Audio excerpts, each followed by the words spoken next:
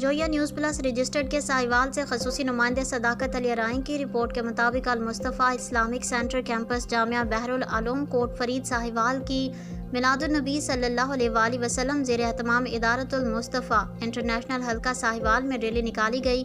rally में हज़रत अल्लामा मौलाना हाशिम मुस्तफ़ाई अमीर इदारतुल मुस्तफ़ा इंटरनेशनल हल्का साहिवाल डिवीज़न इमाम बख्श नदीम रहनुमा जमियत उलमा पाकिस्तान मौलाना अब्दुल सत्तार नक्शबंदी